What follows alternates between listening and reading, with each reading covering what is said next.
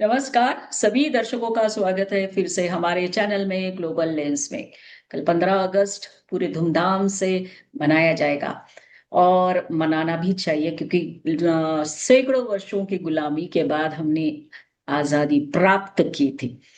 और आज हम बात करेंगे उसकी क्योंकि लाल किले के प्राचीर से पहली बार हम गाएंगे वंदे मातरम। बंकिम चंद्र चट्टोपाध्याय का ये अमर गीत जो है, जो आज तक सिर्फ कुछ स्टांजास के लिए रिस्ट्रिक्ट करके रखा था, वो पूरा बजेगा। तो ये बहुत बड़ी एक ऐतिहासिक घटना है।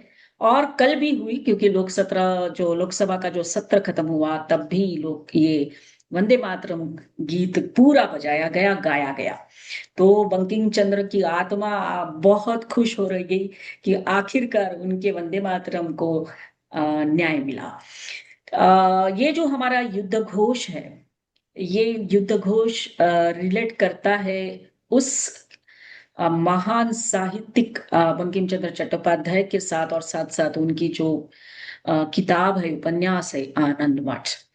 और इसका जिक्र आज जरूर होना चाहिए। और इसीलिए आज हमने ये विशेष पॉडकास्ट आपके लिए रखा है, जिसमें हमने आमंत्रित किया है सुप्रसिद्ध लेखिका, जिन्होंने खुद आनंद मठ ये जो उपन्यास है उसका अनुवाद किया है गुजराती में। और साथ साथ उन्होंने कई सारी किताबें लिखी हुई है, प्रकाशित है उनकी कई सारी किताबें, और प्रसार भारती के लिए वो काम करती है, जिनका नाम है हमारे आज के विशेष अतिथि उर्वा अधवरियो। मैम, आपका बहुत स्वागत है, आप हमारे साथ जुड़े। धन्यवाद। नमस्कार। हमारा सौभाग्य कि आनंद मठ ये उपन्यास बंकिम दा का, और आपने उसको अनुवादित किया और हम उसके ऊपर आज चर्चा करेंगे। और अकेजन भी बहुत अच्छा जो है, हमारी आजादी का दिवस। तो मैम, सबसे पहले तो ये बताइए कि वंदे मातरम गीत पहले लिखा गया और बाद में फिर इस आनंद मठ में इसको रखा गया, तो इसके बारे में आप, ज्यादातर लोगों को मालूम नहीं है, तो आप क्या बताएंगे? सबसे पहले तो मैं आपको स्वयं अपने आप को भी और समस्त देशवासियों को बहुत बहुत बधाइयाँ देना चाहूंगी कि वंदे मातरम गीत की रचना के 150 वर्ष के जो एक रचना का ये सेलिब्रेशन हो रहा है। तो उस समय उसे भी राष्ट्रगीत के लेवल पर उसे भी एक मान मिल रहा है। तो हम यस। सबको इस बात की बधाई मैं देना चाहूंगी कि जो हमारे देश है जिसे हम माँ कहते हैं, तो उस माँ का गान करना अपने लिए एक बहुत ही भावनात्मक रूप से हम उससे जुड़े हुए हैं। भले ही बहुत विवादास्पद रहा है इतने सालों से, अ, अब हमारे देश को स्वतंत्रता मिली तब से लेकर के आज तक उसे वो जो मान मिलना चाहिए, सम्मान मिलना चाहिए, वो अब जा करके मिलने वाला है। कल यस।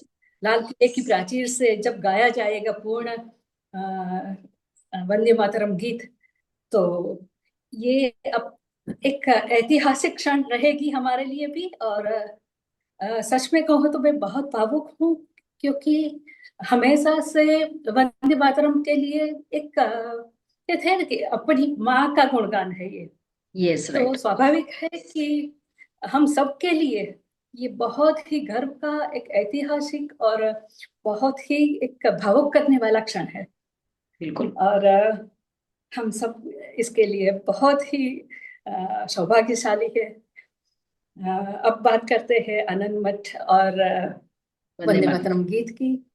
तो वंदे मातरम गीत पहले रचना हुई थी, और उस रचना के 8 साल बाद उसे आनंद मठ उपन्यास में शामिल किया गया था। जो यस। बंकिम चंद्र ने पहले तो ये जो रचना हुई, तो बंकिम चंद्र जी ने जब भारत माता के दर्शन किए, जब वो अंग्रेजों के जो खिलाफ उस लड़ रहे समय थे। सरकार थी, तो यस। उसमें जब वो कलेक्टर के तौर पर काम करते थे, तो उस समय उन्होंने वो बहुत ही राष्ट्र प्रेमी रहे हैं। तो इस कारण उनकी बार बार ट्रांसफर होती रहती थी। तो उस ट्रांसफर में एक जगह से दूसरी जगह जाते समय उन्होंने जो देखा, भारत माता के जो दर्शन किए, लहलहाते हुए खेत खलिहान देखे, पर्वत देखे, नदी और तालाब देखे, और जो प्राकृतिक सौंदर्य है हमारे देश का, तो वो इतने भावुक हो उठे कि ये है हमारी भारत माता, यस। जिसे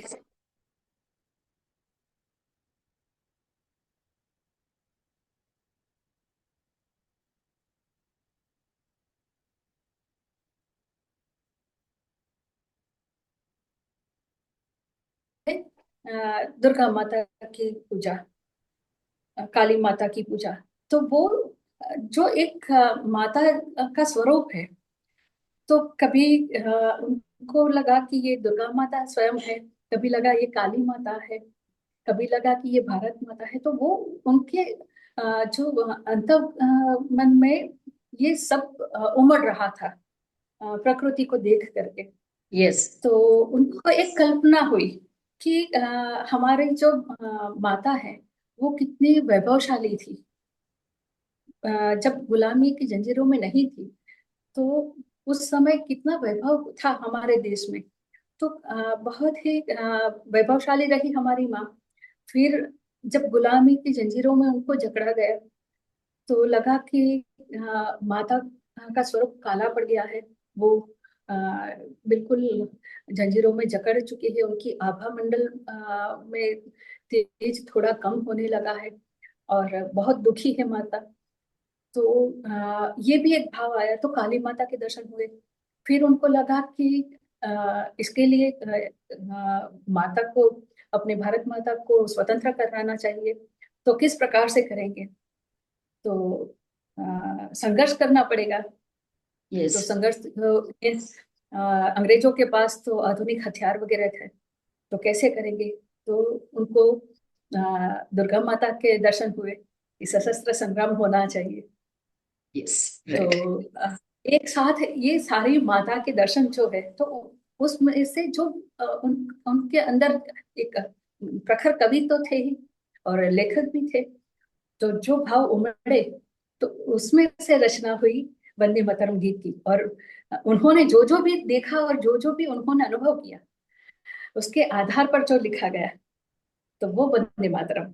वो संस्कृत के भी ज्ञाता थे, बंगाली और हिंदी सब मिलाकर के उन्होंने बहुत ही अ, अद्भुत रचना की, जो संपूर्ण भारत को जोड़ती भी है भाषा।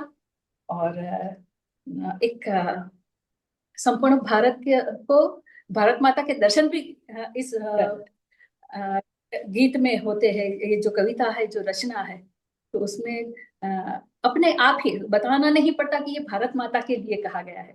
तो यस। एक हर एक भारतवासी की, प्रत्येक हिंदुस्तानी की ये जो भावना अपने दिल में रहती है।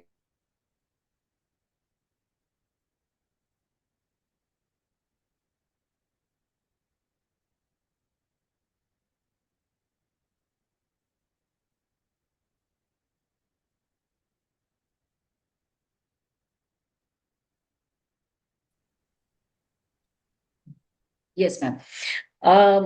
तो बंकिम चंद्र चट्टोपाध्याय जी ने भारत माँ को एक सुंदर रूप में देखा, और फिर उसका वर्णन पूरे गीत में आता है। बहुत सुंदर वर्णन है, जिसको पढ़ते ही कहीं ना कहीं भावनाओं का जो सागर है वो उमड़ पड़ता है।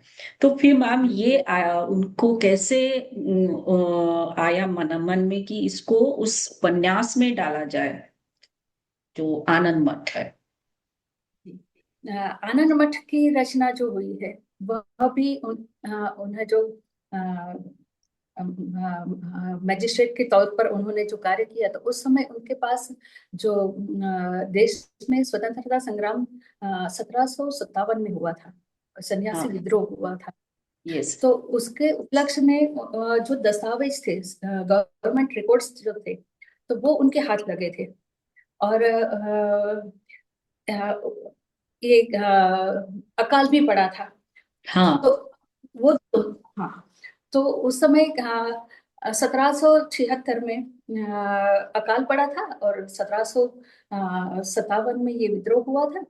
तो उन सबका मिला करके ये सारे रिकॉर्ड्स जब उन्होंने पढ़े, तो उनके अंदर एक भावना जागी कि इन सबका एक ये सारे दस्तावेज जो है, और उस समय जो स्थिति थी हमारे देश में, तो क्या कुछ नहीं सहा देशवासियों ने, तो उसके ऊपर कुछ लिखा जाए। और हुआ यूं कि 1757 का जो सन्यासी विद्रोह था, उसके 100 वर्ष पूर्ण हो रहे थे 1857 में। यस। तो उस समय भी ये स्वतंत्रता संग्राम हो रहा था। तो यस। उसको तब वो भी देख रहे थे कि ये सब अभी भी इतने सालों से संघर्ष हो रहा है। तो स्वतंत्रता के लिए पूरी एक सदी से संग्राम हो रहा है। उससे पहले भी तो बहुत कुछ हुआ होगा। तो हर समय ये जो उनके नजर के सामने से जो सब दस्तावेज भी गए अपने स्वतंत्रता संग्राम के लिए, जो प्रयास हो रहे थे उस समय भी, तो वो भी उनके नजर में आ रहे थे। तो उन सबको मिला करके उनको लगा कि एक उपन्यास लिखा जाए, हम्म। और इसके आधार पर लोगों को एक मार्गदर्शन मिले, ताकि अलग से अगर कुछ लिखते हैं तो उस पर तो प्रतिबंध आ जाएगा। तो उन्होंने सोचा कि अगर उपन्यास के तौर पर लिखा जाए तो शायद बच सकते हैं। तो इसलिए उन्होंने उपन्यास लिखा, यस। और उसी रिकॉर्ड्स का उनके पास जो 100 साल पुराने दस्तावेज थे, तो उनको पढ़ करके उनको संकलित करके उपन्यास के आधार पर एक फॉर्मेट में, उपन्यास के फॉर्मेट में उन्होंने वही सब बातें उपन्यास में शामिल करके एक राष्ट्रोत्थान के लिए, जो कहते हैं ना, उपन्यास एक साहित्यिक माध्यम है। यस। लेकिन ये जो है वो स्पेशली जैसे एक मैं अपने लिए कह सकती हूँ कि जब मैंने इस उपन्यास का अनुवाद किया था, तो उस समय प्रत्येक शब्द, प्रत्येक जो अक्षर है उसमें, हर एक में हमें जो भाव मिलता है, तो वो पूरी तरह से अपने को लगता है कि ये कह सकते हैं कि बंकिम चंद्र जी के अंदर कूट कूट करके राष्ट्र भावना भरी है, और साथ में अपनी जो सनातन आध्यात्मिकता जो है वो भी कूट कूट के भरी है। तो दोनों का समन्वय, साहित्यकार तो थे ही, अ, तो उन सबको मिला करके एक बहुत ही बढ़िया उपन्यास उन्होंने लिखा, कि जो उस समय मार्गदर्शन दे सकते थे, क्योंकि उस समय कोई स्वतंत्र रूप से कोई नेता नहीं थे, लीडर नहीं थे। सब अपने अपने प्रयास कर रहे थे स्वतंत्रता के लिए। बराबर। तो उन सबको एक साथ मार्गदर्शन मिल सके, उसके लिए उन्होंने इस उपन्यास को इस प्रकार से लिखा कि जो स्वतंत्रता संग्राम के लिए सक्रिय थे, उन स्वतंत्रता वीरों के लिए, स्वतंत्रता संग्राम के वीरों को बहुत बड़ा मार्गदर्शन मिला इस उपन्यास से। तो कह हम्म। सकते हैं हम कि जैसे हमने भगवत गीता, हम्म। तो भगवत गीता हमें मार्गदर्शन देती है जीवन के विषय में। तो यस। उसी प्रकार से हम कह सकते हैं कि स्वतंत्रता संग्राम के लिए, या फिर अपने देश की स्वतंत्रता के लिए जो हमें मार्गदर्शित करती है, वो ये अ, उपन्यास है। आनंद मठ। कि यस। इसे इसे हम जैसे भगवत गीता को हम एक आध्यात्मिक पुस्तक कह सकते हैं, उसी प्रकार से हम आनंद मठ जो उपन्यास है, वो केवल उपन्यास नहीं है, राष्ट्रोत्थान के लिए जो एक राष्ट्र भक्ति से भरा एक पुस्तक कह सकते हैं। यस। जैसे राष्ट्र ग्रंथ, यस। धर्म ग्रंथ होता है, उसी प्रकार से हम राष्ट्र ग्रंथ इसे कह सकते हैं। इतना उत्तम ये सर्जन है आनंद मठ और वंदे मातरम दोनों ही। यस। इसमें तो बिल्कुल कोई शक नहीं है। लेकिन मैम, अभी जैसे आपने कहा कि आनंद मठ को हम राष्ट्र ग्रंथ कह सकते हैं। ये जो सन्यासी लोगों का जो आंदोलन हुआ था, जो आपने बताया 1757 में, और फिर जी 100 साल बाद 1857 में फिर से एक बार हमने लड़ाई शुरू की थी। अब कोई इंसिडेंट देखिए मैम, 1857 का जो हमारा स्वतंत्र संग्राम था, उसके बाद विनायक दामोदर सावरकर जी ने एक किताब लिखी, 1857 का स्वतंत्र समर, जो फर्स्ट इंडियाज इंडिपेंडेंस वॉर करके जाना जाता है। तो वो भी एक जी किताब थी जिन्होंने कई युवाओं को प्रेरित किया स्वतंत्रता के लिए, आंदोलन में कूदने के लिए। तो एक परंपरा चलती आई, ऐसा नहीं कह सकते हम लोग। बंकिम चंद्र चट्टोपाध्याय से लेके फिर 1857 के बाद सावरकर जी ने जो किताब लिखा। अ, एक हम कहते हैं ना कि बहुरत्ना वसुंधरा, यस। भारत माता जो है बहुत रत्ना वसुंधरा है। तो बिल्कुल। बंकिम चंद्र जी से पहले भी बहुत सारे सर्जक रहे होंगे जिन्होंने कुछ रचना की अपने भारत माता के लिए। राइट। तो वो भी है।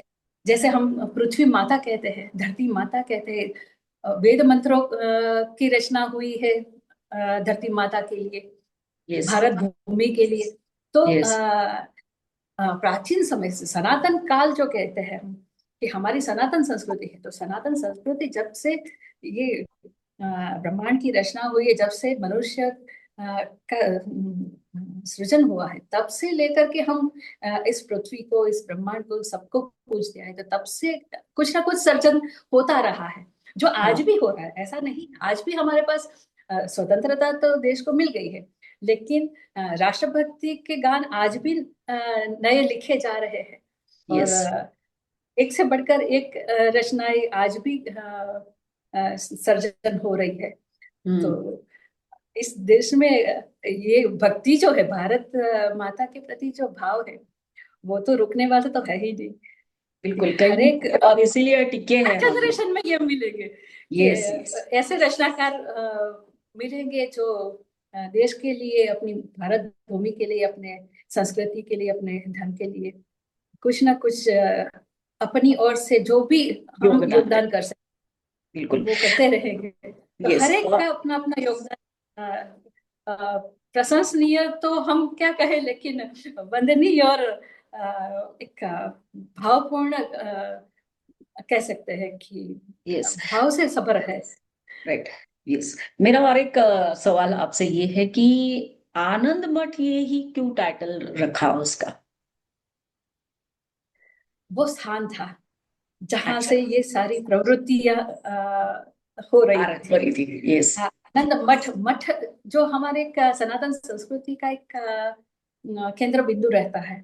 हम्म। तो ये उपन्यास है, उसमें भी एक घाट जंगल में, जो बिल्कुल ही घना जंगल है, जहाँ कोई इंसान आ जा नहीं सकता, उनको पता भी नहीं चलेगा कि इस घाट वन में कोई ऐसा मठ भी है। यस। तो वहाँ जो यहाँ के ये जो सन्यासी थे, उनके जो गुरु थे हम्म। सत्यानंद, हम्म। तो सत्यानंद जी उस आनंद मठ में निवास करते थे। और ओके। वहीं से ये सारी प्रवृत्ति चलती थी, राइट। जो सन्यासियों को मार्गदर्शन देना था उनको, क्योंकि ये तो सब परिवार वाले थे, लेकिन अपने राष्ट्र की रक्षा के लिए कुछ समय के लिए संन्यास धारण किया हुआ था। तो हम्म। उन्होंने अपना परिवार छोड़ करके वो निकले थे। तो उनके यस। रहने की, छुपने की जो जगह थी वो आनंद मठ थी। और आनंद मठ, मठ भी इसलिए है क्योंकि वहां पर माता जी का स्थान था। और ये सारे जो सन्यासी हैं वो माता जी के भक्त थे। तो हम्म। मैंने जैसे बताया कि माता काली, माता दुर्गा, माता भारत माता, तो उन सब की मूर्तियां वहां पर थी। ओके। अ, यस। उपन्यास में जो उसका वर्णन है आनंद मठ का, तो उसमें इस प्रकार से वर्णन है कि जो सत्यानंद जी है वो सन्यासियों को दिखाते हैं कि पहले हमारी भारत माता कैसी थी। तो वो हम्म। दिखाते हैं कि जगत जननी माँ जगदम्बा कैसी थी, भव्य यस। दिव्य थी। यस। फिर दूसरे कमरे में दिखाते हैं आनंद मठ के अलग अलग गुफा में जो अलग अलग कमरे हैं, तो उसमें एक में दिव्य भव्य दिव्य जगत जननी माता का स्वरूप है। दूसरे कमरे में माँ काली है, तो कहते हैं कि माँ काली पड़ गई है, क्रोधित है और बहुत ही जंजीरों से जकड़ी हुई है। और फिर तीसरे कमरे में माँ दुर्गा का स्वरूप है कि माता संहार करेगी इन दुष्टों का। तो केवल उसमें अंग्रेज ही नहीं है, उसमें मुगल साम्राज्य के विरुद्ध में भी है। यस, बिल्कुल। क्योंकि अभी अंग्रेजों का शासन आया नहीं हुआ था, अभी तो ईस्ट इंडिया कंपनी ही थी उस समय। हाँ। यस। अंग्रेजों का शासन पूरा नहीं हुआ। तो 1756। हाँ, तो शासन था मुगलों का, और मुगलों ने भी तो जो अत्याचार किए थे वो कम नहीं थे। हम नहीं, बहुत तो ज्यादा। बहुत हाँ, ज्यादा। मतलब जिसके बारे में चर्चा ही नहीं कैसे करती है। पर्याय है, हाँ। अत्याचार का पर्याय मुगल कह सकते हैं। हाँ। इन लोगों यस। का जो एक परिचय हम इसी प्रकार से हम दे सकते हैं, इसमें कोई अतिशयोक्ति भी नहीं है।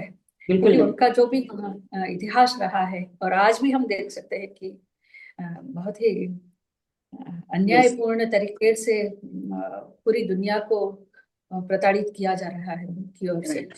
तो उस यस। समय भी यही हो रहा था, और अ, इसी के कारण माँ दुर्गा जो है वो अ, शस्त्र लेकर खड़ी थी। शस्त्र लेकर के इन दुष्टों का, मुगलों का और संवार। अंग्रेजों का, दोनों का संहार करती है। इस प्रकार की मूर्ति वहां पर स्थापित थी, और इसलिए जो माता का स्थान था वो आनंद मठ कह हाँ, सकते हैं। इसीलिए और इस इसलिए उपन्यास का नाम, जो सेंटर है, जो एपी सेंटर कह सकते हैं, ये जो पूरा जो एक आंदोलन था उसका जो मेन केंद्र बिंदु है वो आनंद मठ है। बिल्कुल। दूसरा ये है मैम कि आनंद मठ आज के जी बच्चों को पढ़ना चाहिए, और सिलेबस में भी इसका रखना चाहिए इस बुक को। जब हम लोग बात करते हैं स्कूल में एक्स्ट्रा बुक्स रखते हैं पढ़ने के लिए, पता है, एक सप्लीमेंट्री रीडिंग बुक आता था हमारे टाइम पे। तो अभी भी इस बुक को पढ़ने की जरूरत है, और ये अभी भी हमको प्रेरणा दे सकता है, ऐसा हम मानते हैं। बिल्कुल।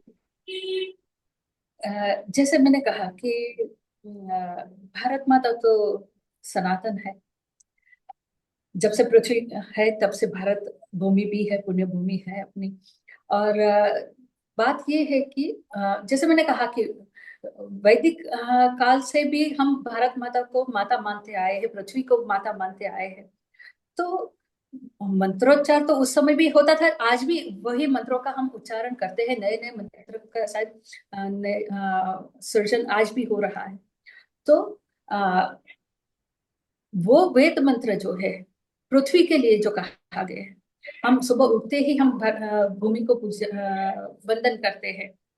तो वो आज भी इतने हजारों वर्षों से हम भूमि को की पूजा पूछ रहे। करते हैं। उसी राइट। प्रकार से ये केवल भारत माता स्वतंत्रता संग्राम के लिए ही है ऐसा नहीं है। हम्म। कुछ समय जो हमारे गुलामी का जो कालखंड डाल रहा गए। है, हम्म। समय भी भारत माता अपने लिए उतनी ही महत्वपूर्ण रही। और जब तक ये पृथ्वी है, जब तक इस ब्रह्मांड में पृथ्वी है या जमीन है या फिर अपनी भारत भूमि है, हम कर सकते हैं। तो हर एक समय के लिए वो एक प्रस्तुत है कि हमें अपनी भूमि के लिए संग्राम करना। अ, केवल गुलामी उस समय हम देख सकते थे, आज भी हम कहीं ना कहीं प्रताड़ित हो रहे हैं। अपनी स्वतंत्रता को बचाए रखने के लिए आज भी हमें संघर्ष करना पड़ रहा है। बिल्कुल। क्योंकि हर तरफ से आज भी हमारे देश पर अलग सीधे अलग। तौर पर या हाँ। परोक्ष रूप से भी आक्रमण हो रहे हैं, बौद्धिक आक्रमण, सांस्कृतिक आक्रमण, और बहुत सारे अंदरूनी कह सकते हैं कि अराजकता फैलाई जा रही है इस यस। देश को तोड़ने के, इस संस्कृति को नष्ट करने के लिए। तो उसके लिए भी हर समय हमें प्रयत्नशील रहना पड़ेगा।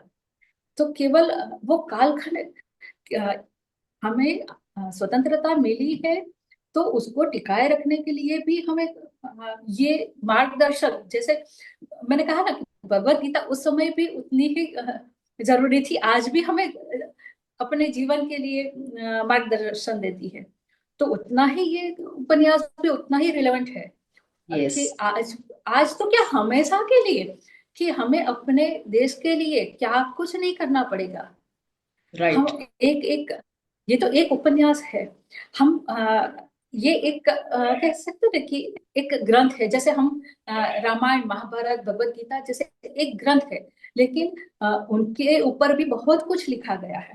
उसी हाँ। प्रकार से हम प्रत्येक इस भारत भूमि के लिए अ, जिन्होंने जो भी योगदान दिया, जिन स्वतंत्रता संग्राम, जैसे आपने कहा कि वीर सावरकर जी थे, उस समय मंगल पांडे जी भी सबसे पहले संग्राम में शुरुआत हुई, भगत यस। सिंह जी है, चंद्रशेखर आजाद जी, ऐसे तो कितने सारे हैं बिल्कुल। कि हर एक के जीवन को हम देखें कि उन्होंने क्या कुछ त्याग नहीं किया, क्या कुछ नहीं सहा।